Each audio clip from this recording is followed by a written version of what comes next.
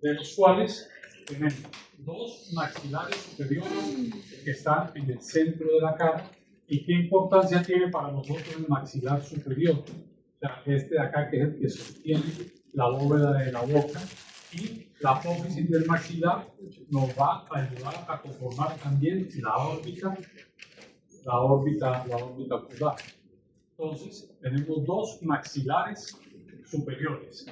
Tenemos dos palatinos que están por detrás de los maxilares superiores y que son los huesos que van a conformar el paladar de la cavidad bucal, el paladar de la boca. Entonces son dos palatinos. Tenemos dos malares o cigomáticos, que son estos de aquí, los malares que son los que forman la mejilla. Estos de acá son los malares. Entonces tenemos maxilar superior, que es este de aquí, que trae dos apófisis que suben acá. Este es el maxilar superior. Dos palatinos, los palatinos que están por dentro, vamos a tocar meternos el dedo en la boca para tocar el paladar correcto. El cielo de la boca, exacto. El cielo de la boca lo forman los palatinos, con el maxilar por parte del maxilar superior. Tenemos dos malares o cigomáticos, que son los huesos de la mejilla. Tenemos los nasales, que son los que van a conformar lo que es la nariz, que también son dos. Tenemos dos ungis o lagrimal, que están en la parte interna de la órbita, que por ese lagrimal es por donde va a transcurrir el canal lagrimal y donde se va a formar el saco lagrimal, que es donde va a...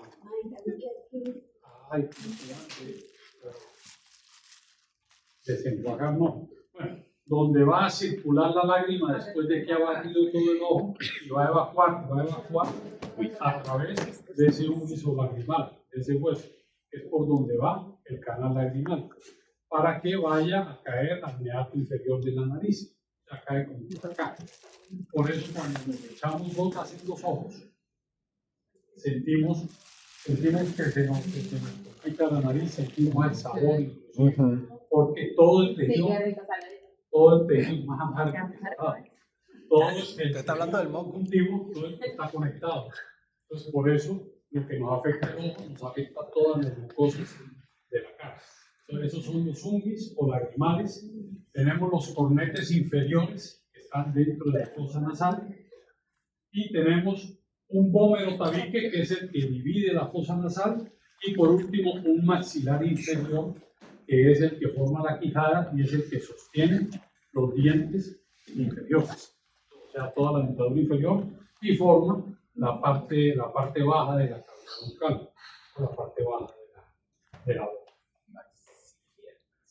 Entonces, aquí tenemos la distribución de los huesos. Entonces, tenemos los nasales a este nivel, que forman el puente nasal, que es el que va a sostener el anteojo. El puente nasal. Tenemos aquí un ungis o lagrimal, aquí adentro de la fosa nasal, en la cara interna de la órbita, por aquí, uno a cada lado. Tenemos los cigomáticos, que son estos que van a formar, el cigomático va a formar la parte inferior de la órbita, aquí, y nos va a dar soporte para las mejillas. Tenemos los maxilares superiores, aquí, que son los que sostienen la dentadura superior y forman el cielo de la boca. La mandíbula o maxilar inferior, que es un solo hueso, mientras que los maxilares superiores son dos, un derecho y un izquierdo. Los cornetes inferiores, acá. Los palatinos no tienen flecha, pero vienen aquí adentro. Sí, por eso. Aquí adentro, aquí. Viene el vómer, este que está acá, que separa las fosas nasales, y esos son los 14 huesos que tiene la cara. No es tan fácil. No, es que es fácil. Cuando uno estudia es fácil. A los doctores. No, inclusive estudiando uno sin ser doctor también se le hace fácil. Como les digo, tiene la gran ventaja que puede uno chequear. Sí, con el hígado uno no puede chequear cómo se toca el hígado. Bueno, puede hacer una palpación. Cuadrante superior derecho. el hígado, digo yo. Pero bueno, toques el páncreas después. Sí. Ok, entonces los huesos sí es ubicarlos O sea, nos tocamos, nos ubicamos. Y eso sí. Palatino, ¿no? Tócate el Palatino, seno de la tóquese boca. la boca, a ver, abra la boca. Palatino, ya. Agarre el pulgar, Palatino. métaselo en la boca. No, Suba para arriba, haga ahí. pero no le digo tocarte el paladar duro. Ahí está el palatino. Ese es el palatino, ¿qué? Ahí. Ese es el En palatino. el examen, ¿cuál es el palatino? ¿Bien? El cigomático del naranja que se toca aquí. El maxilar superior, aquí está el maxilar superior. El índice lagrimal, Ya me lo sé. se toca el punto lagrimal. Ahí se los va aprendiendo poquito a poco. Ok. Esto sobra decirles que hay que aprender. Sí. Porque tienen que ver con Ajá. la órbita. Todo lo que tenga que ver con la órbita nos aprendemos. Es que todos tienen que ver, porque, digamos, el maxilar inferior no tiene que ver con la órbita, pero ella ya lo sabe. No, o sea, todo eso de la cara. pero el maxilar superior sí. ¿Con qué hueso se forma la órbita? ¿Con qué? ¿Con qué hueso se forma la órbita? Míralos ahí. Los huesos de la cara. Con los ¿Cuáles? Ahí sí. Con el cigomático, con el maxilar, te está diciendo lagrimal. Exacto, el cornete no tiene nada que ver con la órbita, el vómer no tiene nada que ver con la órbita, la mandíbula inferior Solo tampoco sería tiene que ver con la órbita. cigomático, Los los demás nasales sí y tienen. lagrimales. Bueno, me voy a aprender los que no tengo que aprenderme. Homer, cornetas. Porque inclusive hay problema aquí, el maxilar superior que hace parte de su función es sostener los dientes, pero muchas veces las cordales, hay cordales que son las últimas muelas de atrás, las cordales de aquí, muchas veces la raíz es tan grande que llega a perforar la órbita. Hay dolores oculares que son ocasionados por las cordales. Qué peligroso. Que uno examina el ojo, examina todo, lo ve bien, y resulta que es que la raíz de la cordal está demasiado profunda, y entonces se está metiendo en la órbita. Entonces simplemente se remite al paciente donde el odontólogo le saca las cordales y se soluciona el problema ocular. Se deja de doler. Hasta eso afecta. Pero claro, pero si no conocemos cómo es la anatomía, no podemos diagnosticar ese tipo de cosas. Ahora, nosotros no lo diagnosticamos, pero le decimos, mejor que vaya, que lo revise un odontólogo, vaya. Alguna caries que se tenga aquí a nivel dental nos puede causar problemas a nivel de ojos. Sí, entonces todo está interconectado. Todo. Sí, toda la cara Entonces, está. por eso es que tenemos que conocer absolutamente todo. Muy bien, entonces aquí vemos lo que es el maxilar superior. Aquí vemos cómo está ubicado y cómo la apófisis del maxilar superior, es esta de acá, nos ayuda a formar la parte interna de la órbita y al articularse con el frontal. Entonces forman esa pared de la órbita. Muy bien.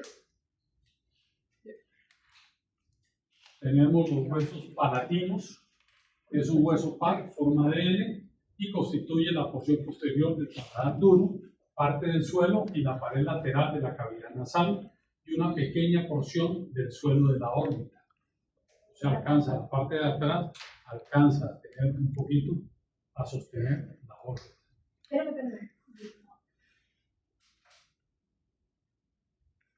Y ahora, aquí estamos dando un recorrido general.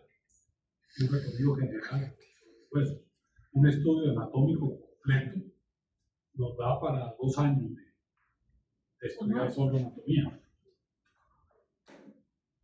Los malares o cigomáticos, si ven, aquí nos forman, esa apófisis del malar nos forma el borde externo de la órbita, este borde de acá. Ahí se ve ese borde de allá y alcanza a formar parte del piso de la órbita. Ahí están los huesos malares, también llamados cigomáticos. Es la parte que nosotros dijimos del pómulo, entonces. El pómulo es lo que sostiene el pómulo. El pómulo está formado por el malar. Para la chepia, estoy alistando la chepia. Le dio un golpe y se ponía azul. Sí, pero se pone azul es por todos los vasos sanguíneos que se revientan. Entonces se forma un hematoma. El hematoma es la acumulación de sangre en un tejido, o que se revientan los vasos. Ahora, es de las partes más fuertes, de los huesos más fuertes que tiene el cuerpo. Tenemos los huesos nasales, ¿bien? Que están aquí, conforman esto, porque lo que es la nariz propiamente dicha no está formada por un hueso, está formada por un cartílago, o sea, lo que es la punta de la nariz es un cartílago que tenemos, no es un hueso. Que están los huesos nasales están en la parte de atrás, o sea, aquí donde se Como el del sostiene, hueso que vimos. donde se sostiene el anteojo. Ahí, eso es sobre los huesos nasales. Entonces, los lagrimales es este hueso de acá. Aquí tenemos la nariz, aquí está el hueso lagrimal, y a través de ese hueso lagrimal o del umbris es donde pasa el conducto lagrimal. Sale de los puntos lagrimales, tanto superior como inferior, y pasa a través del hueso lagrimal para ir a evacuar toda la lágrima sobrante, después de que la lágrima hizo todo el barrido en el ojo. Acuérdense, la lágrima nace de la glándula lagrimal, que está donde está en la fosita lagrimal, así es que se llama, no es una depresión, pues sí es una depresión, Pero se llama se fosita. llama fosita lagrimal, ahorita me acabo de acordar, que está en el frontal, a más o menos a este nivel. Está la fosita, Arriba de la ceja. arriba de la ceja, la fosita lagrimal. Los cornetes son estos que están acá. Son huesecillos, que está el cornete medio, cornete superior, medio, cornete y cornete inferior. Estos son estos tres huesitos de acá. Está el vómero tabique, que es el que va a separar las dos fosas nasales.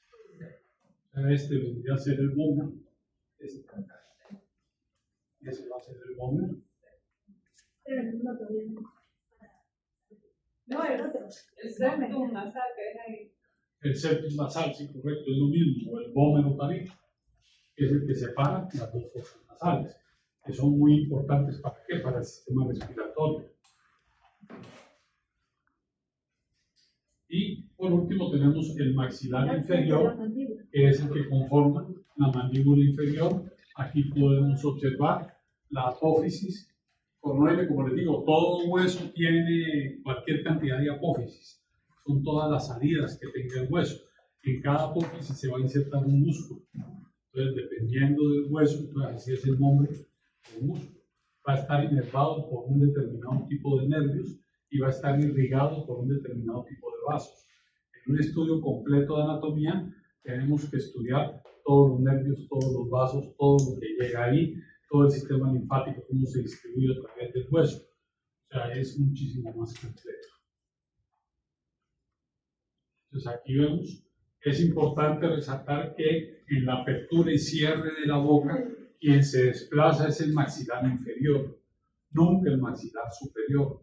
Es igual que el parpadeo. En el parpadeo, quien se desplaza es el párpado superior. Nunca el párpado inferior sube para cerrar el ojo. Siempre es el párpado superior el que baja para cerrar y el que sube para abrir. O se deprime para cerrar y se eleva para poder abrir.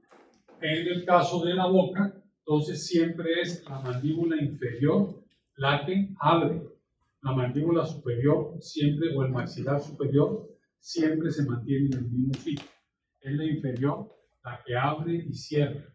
En el proceso de la masticación también es la mandíbula inferior la que hace todo el movimiento. Nunca la mandíbula superior, nunca el maxilar superior.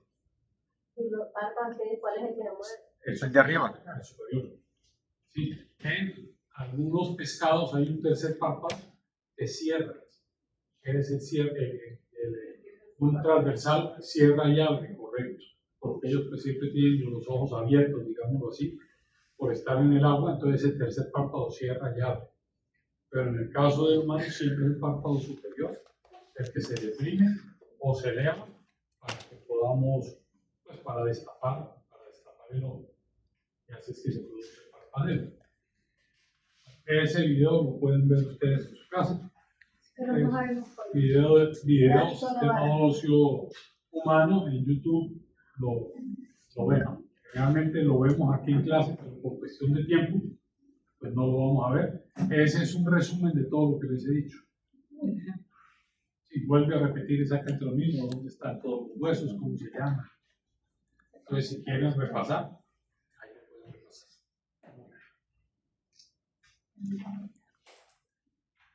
¿Cuál es? Ese. No sé si tuvo el segundo.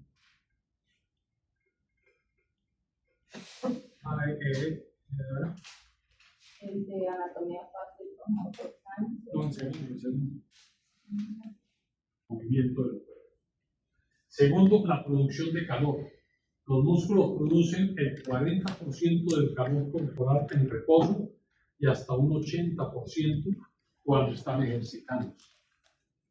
Entonces, nos ayuda a regular la temperatura del cuerpo humano, porque todos los órganos, para que trabajen en la función fisiológicamente normal, deben mantener una temperatura de 37 grados Celsius. El músculo ayuda a que esa temperatura funcione. Entonces, la segunda función es esta: ayudar a mantener el calor del cuerpo. La tercera, mantener la postura. Entonces los músculos los activamos para no tener problemas de columna después. Por ahí se le afectan las lumbares y se le afectan las dorsales. Es cierto, voy a reconchar. Entonces, si trabajamos esos músculos dorsales, esos músculos lumbares, entonces nos sentamos en debida forma y no nos cansamos y nos dormimos menos. Entonces, en mantener la postura del cuerpo humano. La mímica, importantísima, porque por la acción de ciertos músculos, sobre todo los músculos faciales, nos van a ayudar a ¿qué? A la mímica, que la mímica es una manera de expresión, es el lenguaje corporal que tenemos, que es muy importante también, a la par pues, del lenguaje gráfico, a la par del lenguaje propiamente dicho, o sea, el lenguaje hablado. Entonces, en la cara que se pueden adoptar determinados gestos que sirven para expresar sentimientos. Mediante la articulación de los músculos de la cara, podemos expresar asombro, podemos expresar alegría, podemos expresar tristeza, pues podemos expresar todo lo que sentimos. ¿Sí? Wow, cuando les entrego un examen, todos hacen así. Cuando les entrego el examen ya calificado, todos hacen así. Qué Ya mal. no me la sabía. Correcto. Entonces nos sirven para la vida. Ahora, ¿cómo se clasifican los músculos? Según el movimiento que ejerce. Entonces vamos a tener músculos flexores y lo contrario, músculos extensores. Ya sabemos que el movimiento de flexión es acercar dos huesos y de extensión es separar dos huesos entre sí. Entonces los flexores y extensores acercan o separan respectivamente dos partes de un miembro. Tenemos también los músculos que son abductores y los músculos abductores, que alejan o acercan partes móviles hacia un eje central. ¿Sí? Entonces, o nos acercan para acá o nos alejan para acá. Entonces, esos son los abductores o aductores. Tenemos músculos rotatores, que son los que hacen girar un hueso alrededor de un eje longitudinal. O sea, nos permite dar vueltas, son rotatores, girar el brazo, girar los tobillos, girar las piernas, o sea, todo un movimiento de rotación. También tenemos los elevadores, que son los que levantan alguna parte del cuerpo. En caso específico tenemos el elevador del párpado superior, que es el que nos permite mantener los ojos abiertos. Y tenemos los depresores, que son los que permiten deprimir una parte del cuerpo. Y tenemos también los esfínteres o los dilatadores. Los esfínteres son aquellos que cierran los diferentes orificios que tenemos en el cuerpo humano. Entonces, los esfínteres son los que cierran completamente y los dilatadores son los que abren esos orificios corporales. Entonces, esas son las 5 clasificaciones que que tenemos de los músculos según su movimiento. Entonces tenemos extensores o flexores, tenemos aductores o abductores, tenemos los rotadores, los elevadores y depresores y los esfínteres y dilatadores. Muy bien. Aquí podemos ver un ejemplo de cada uno de ellos. Aquí tenemos los flexores y extensores. ¿Sí ven? Aquí tenemos los bíceps, que cuando hacemos la flexión, los bíceps son los agonistas y los tríceps, son los de este lado, son los antagonistas. Entonces, se flexionan, se contraen los bíceps, se extienden, se relajan los tríceps. Si queremos hacer el movimiento contrario, se relajan los tríceps y se extienden los bíceps, se relajan los bíceps. Aquí tenemos los abductores y aductores a nivel del ojo, que es lo que hace cada músculo. Aquí tenemos los rotatorios, para poder notar los hombros. En el ojo tenemos dilatadores y los esfínteres y los dilatadores, que en el iris tenemos un músculo estriado, que es donde se encuentra el esfínter de la pupila y el dilatador de la pupila. Entonces tenemos los movimientos pupilares donde podemos producir la miosis, que la miosis es el achicamiento, digámoslo así, de la pupila. Y la midriasis es el agrandamiento de la pupila. La midriasis generalmente se produce de noche para que entre más luz al ojo. Y la miosis se produce de día para evitar que entre demasiada luz al ojo o para acomodar. Cuando queremos ver de cerca se produce una miosis para ayudar en el proceso de la acomodación. Entonces, esto generalmente en el iris son regulados por el sistema vegetativo, o sea, no son voluntarios. Nosotros no podemos contraer el iris de manera voluntaria o relajar el iris de manera voluntaria. Entonces es un músculo liso el que tenemos a nivel del iris. Entonces, es involuntario. Por agentes externos es que se contrae la pupila o que se dilata la pupila. Pero es un ejemplo de los músculos dilatadores y los esfínteres. O sea, están adaptados, se adaptan a la necesidad del Se ambiente. adapta a la necesidad, correcto. De acuerdo a lo que necesita el individuo, entonces viene el informe, hay mucha luz. Entonces viene y estimula las terminaciones nerviosas, o sea, los receptores fotosensibles. Entonces viene el mensaje, hay mucha luz. Entonces llega al cerebro el mensaje, vuelve otra vez a través de los nervios motores. Entonces le dice la señal en la placa motora, llega al esfínter del iris, le dice hay mucha luz, tenés que cerrarte. Entonces se contrae el esfínter y cierra el iris, entonces cierra la pupila. Es lo que se denomina los reflejos pupilares. Es lo que evaluamos en el paciente si tiene un buen reflejo pupilar. Si está vivo, ¿no? Que son tres, si está vivo también, correcto. Si está vivo hay reflejos. Si no está vivo, generalmente no hay reflejos.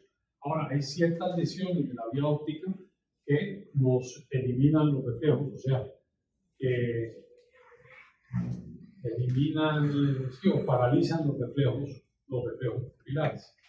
Que más adelante vamos a ver que los reflejos pupilares son 3 y que tenemos que analizar los 3, pero cuando veamos historia clínica. El fotomotor, el directo, el conceptual y el... Bueno, tercero se me escapó y también no va a ocurrir. Ok, entonces eso es un ejemplo de lo que son acomodación. De lo que son los músculos dilatadores. Ahí están las 5 categorías de la clasificación de los músculos según el movimiento que ellos producen. Ahora, ¿cómo es la estructura del músculo esquelético? Acordemos que hay 3 tipos de fibras musculares. La fibra esquelética o el músculo esquelético, el músculo liso y el músculo cardíaco. Entonces, la estructura del músculo esquelético. Entonces, están formados por fibras musculares y cada fibra muscular está rodeada por una membrana que se denomina el endomisio. No hay que aprenderse. Varias fibras se agrupan en manojos que se denominan los fascículos musculares y cada fascículo está rodeado también por un perivicio. El conjunto de fascículos forman el haz muscular o el músculo propiamente dicho, que a su vez se encuentra también rodeado de otro epimicio. Entonces, los componentes de tejido conjuntivo de un músculo se unen para formar el tendón. Ese tendón que se forma es el que se va a insertar en las apófisis de los huesos, o sea, en las salientes del hueso, para que se conecte el hueso con el músculo y se puedan producir los movimientos del hueso para tener la extensión o tener la flexión. Entonces, en los músculos anchos los tendones son aplanados y se denomina la aponeurosis del músculo. Entonces, además, el músculo esquelético contiene cantidad de vasos sanguíneos. ¿Por qué? Porque es tejido conjuntivo. Y el tejido conjuntivo conectivo es el que lleva toda la circulación del cuerpo humano. Entonces es rico, por eso el músculo es rojo o la carne es roja, porque tiene gran cantidad de vasos sanguíneos. El vaso sanguíneo tiene gran cantidad de eritrocitos. Los eritrocitos son los glóbulos rojos, por eso se llaman rojos, porque hay gran cantidad de hierro, entonces su color es rojo.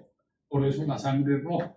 Y el músculo, como tiene gran cantidad de sangre, por eso el músculo también se observa de color rojo. Y la conjuntiva, como tiene gran cantidad de vasos, también se observa de color rojo. Muy bien.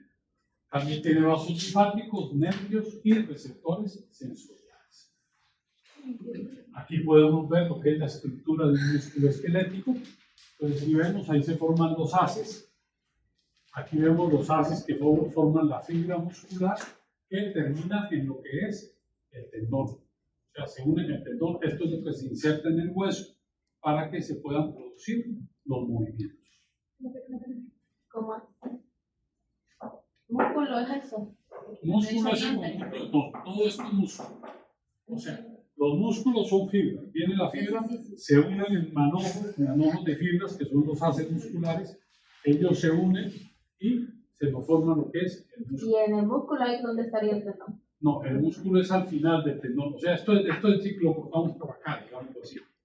Al final se va reduciendo, y entonces queda el tendón, que es mucho más fuerte. O sea, tiene más fuerza que el músculo en sí propiamente, porque es el que va a servir para insertarse en el hueso y es el que va a mover los huesos para que se produzca la flexión y la Como la extensión. articulación. La articulación correcta es a través del tendón, que es el que une el músculo con el hueso, porque si no, pues no tendría como, es como el músculo mover ese hueso, si no estuviera insertado en ninguna parte. Son los que los conectan. Lo que los conecta, correcto. ¿Cómo se produce la contracción muscular? Entonces, la contracción de los músculos se produce según varias etapas. Primero llega un impulso nervioso, viaja por el nervio motor hasta la placa motora. Entonces, llega el impulso, tenemos un estímulo, el estímulo viene y entra al organismo vía el sistema nervioso, vía el sistema nervioso periférico. Entonces, se recibe el estímulo. Se procesó ese estímulo a nivel del cerebro y viene ese estímulo a nivel de los nervios motores, que son los nervios que van a llegar al músculo. Entonces, el impulso nervioso viaja por ese nervio motor hasta la placa motora. Acordémonos que la placa motora es donde se va a unir el nervio con el músculo. Entonces, llega esa información a la placa motora y le dice: señor músculo, usted tiene que contraerse. O sea, al levantarse, que tiene que trabajar. Entonces, se contrae, correcto. Entonces, el nervio secreta una pequeña cantidad de acetilcolina. La acetilcolina es un neurotransmisor, o sea, es una sustancia que hace que se facilite el paso eléctrico. ¿Cuál es el paso eléctrico? El paso de todos esos átomos cargados negativamente que producen la electricidad. Entonces, esa acetilcolina provoca en el músculo que el músculo libere grandes cantidades de iones de calcio que se hallaban almacenados en el retículo sarcoplasmático. O sea, él libera energía, el músculo libera energía. ¿Para qué? Para poderse contraer. Entonces ocupa esa energía. ¿Que quién le da esa energía? Le da la acetilcolina. Entonces, ya él libera esa energía y se produce. Entonces, actúa sobre la troponina y la tropomiosina, que son las proteínas que regulan los filamentos del músculo. Entonces, se produce la contracción del músculo y la de la fibra muscular.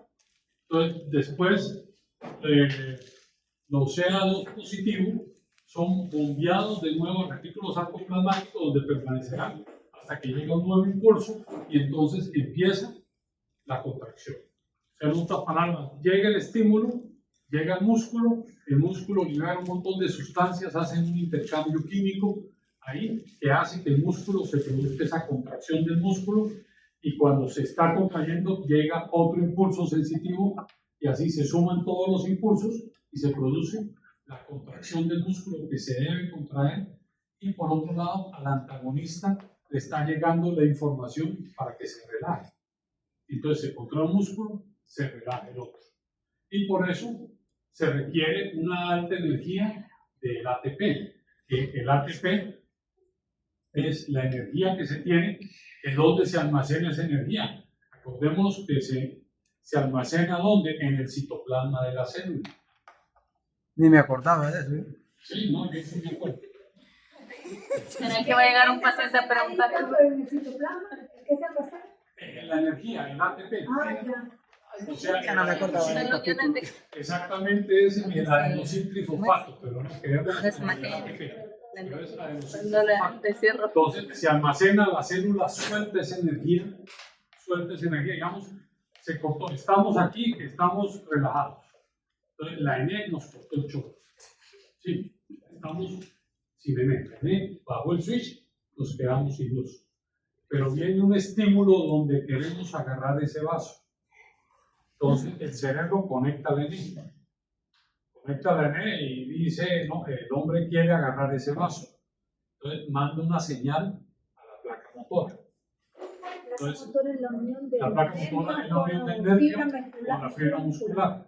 Entonces ahí viene esa información. El hombre quiere agarrar ese vaso. Entonces le dice al músculo, pues a toda la cadena de músculos intervienen en el agarre. Le dice, todos actívense. Pero ¿qué hace? Entonces le manda la señal a la célula donde le dice, necesitamos todo ese ATP que usted tiene acumulado, o sea, toda la energía que tiene acumulada. Esa energía llega a todos los músculos de la mano y entonces, ¿qué pasa? Agarramos el vaso. Porque todavía no tengo, a esta hora ya no tengo suficiente ATP para eso. Pero, entonces se agarra. Entonces, de la acción sensitiva que se produjo mentalmente del querer agarrar el vaso. Entonces se produce la acción de agarrar el vaso. Entonces ya se cumplió con todo eso y se liberó el adenosíntrifosfato, el ATP. Entonces, ATP es energía básicamente.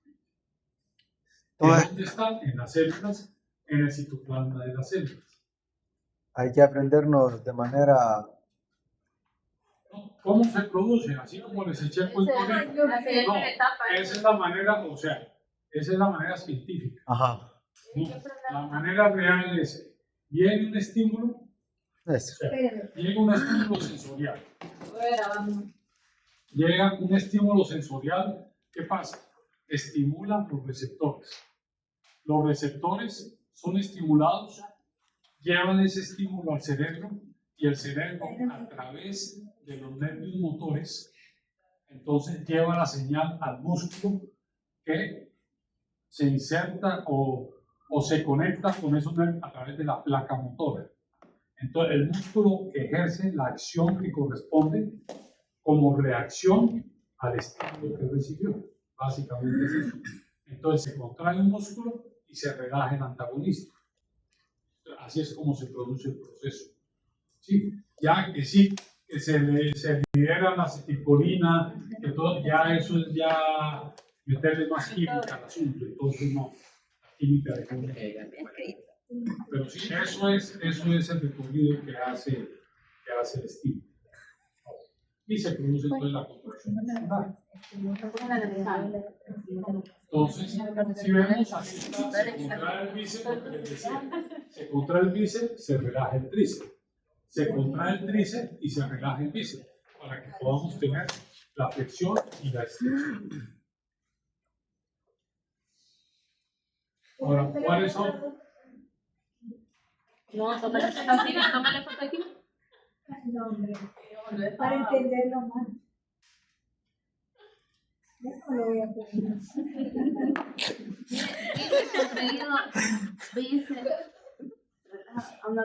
No, así no aprendo. No, así no aprendo. Así no aprendo. Tríceps relajado. Bíceps contraído, aquí, esta es la contracción. O sea, este, Contraída. aquí se contrae. Empecemos porque este es el bíceps y este es el tríceps.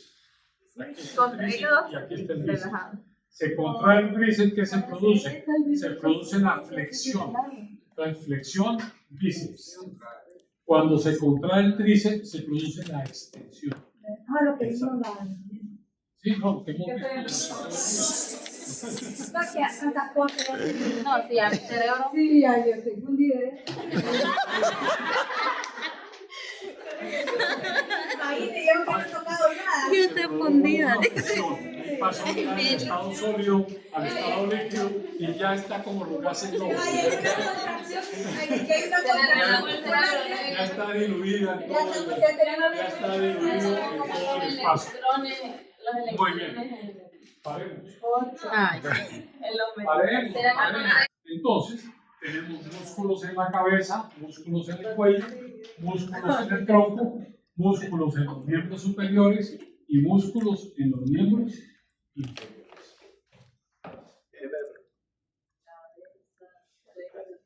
Cabeza, cuello, tronco, miembros superiores y miembros inferiores. Ya voy por otro lado, Yo ya voy por otra memoria de Ok. Músculos de la cabeza. Estos son importantísimos. Estos sí son importantes. Ahí está. Estos cuatro músculos. Ya lo vi. Son los músculos mímicos. Entonces, los músculos mímicos porque son los que ayudan a la expresión de la cara. Y muchos de ellos ayudan también en los ojos e intervienen en la acomodación, intervienen en el proceso visual. Entonces, ¿cuáles son esos músculos mímicos? Son el frontal, y acordémonos que el frontal, ¿por qué se llama músculo frontal? Porque es el que cubre el hueso frontal. Entonces, por eso es músculo frontal. ¿Qué hace el frontal? Levanta las cejas y nos ayuda a arrugar la frente. Entonces, él ayuda a levantar las cejas, no a levantar las pestañas. Las pestañas las levanta el elevador del párpado superior, pero ese no se considera un músculo mínimo. Pero el frontal sí. Entonces, levanta las cejas y arruga la frente. Tenemos el risorio. El risorio está alrededor de los labios, que es el que produce la risa. Entonces, ese tira la comisura bucal lateralmente. Entonces, es el que nos sirve para ampliar o disminuir la cavidad bucal, el risorio.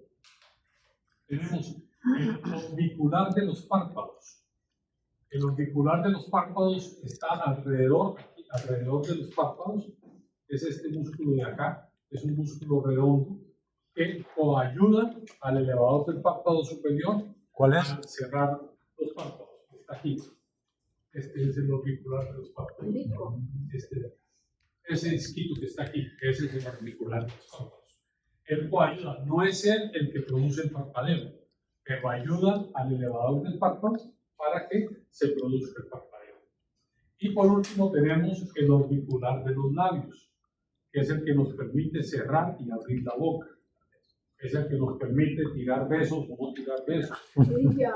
Entonces, ese es el orbicular de los párpados. Entonces, esos cuatro músculos son los músculos mímicos que intervienen en la expresión mímica de la persona humana. Y tenemos también los músculos masticadores, que son el macetero, que cierra la boca y aprieta los dientes, y el temporal, que también cierra la boca, aprieta los dientes y retrae el maxilar inferior para el proceso de la masticación, para que el maxilar inferior pueda abrir y pueda cerrar, exacto, y para que se pueda masticar y triturar los alimentos. Esos son los músculos de la cabeza. Músculos del cuello del que hablábamos ahorita, hablábamos del esternocleidomastoideo. ¿Por qué? Porque va del esternón hasta el mastoide. Por eso, esternocleidomastoideo. Entonces, si uno sabe cómo se denominan, pasan a ser más sencillo el manejo de esternocleidomastoideo. Esternocleidomastoideo.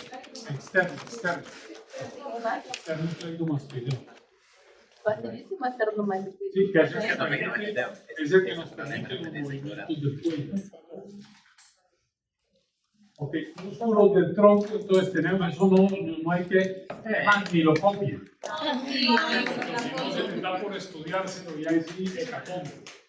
Pero tenemos pectoral mayor, los que están aquí en frente, los serratos anteriores o mayores, intercostal, el CO2. Entonces, diafragma es muy importante. Y tenemos un recto mayor del abdomen. Entonces, si alguien quiere saber dónde están ubicados y todo eso, puede estudiarse esa diapositiva. Ok. En la cara posterior tenemos el trapecio dorsal ancho, el redondo mayor, redondo menor. Ese sí. No, Sí. le da la idea. No me lo sé yo a esta altura, no me lo voy a aprender tampoco.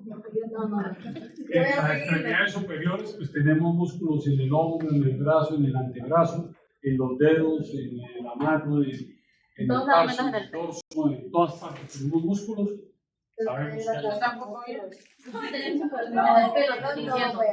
ahí están cómo se distribuyen. Correcto. En las extremidades inferiores, entonces tenemos los glúteos, glúteo mayor, glúteo mediano, las adiposas, el rectíneo, el sartorio, recto interno, el aductor mayor, el aductor mediano, todo eso no nos interesa. El paciente, Así están distribuidos. le da pregunta por el glúteo mayor. Paciente, imagínese, tengo por glúteo mayor. No, pero uno sí le puede, cuando llegue el paciente, uno sí le puede decir, ponga sus glúteos ahí. Glúteo mayor, menor, Si pone el menor, sería así grande. Los músculos de la pierna. Ahí están. Y si quieren ver el video del sistema.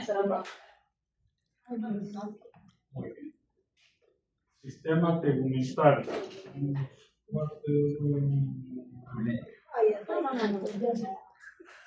Lo dejamos ahí.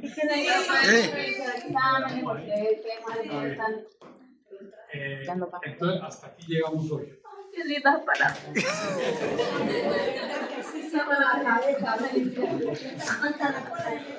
Dije que le va a tener que ayudar al cuello ahorita para salir. Ya no sé si